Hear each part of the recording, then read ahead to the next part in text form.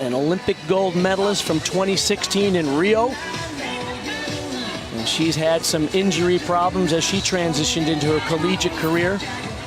Only doing bars today. Nice transition, Maloney right to the packed salto.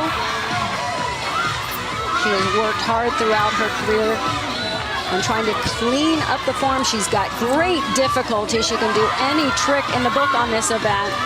But in college, it is all about perfection and not giving any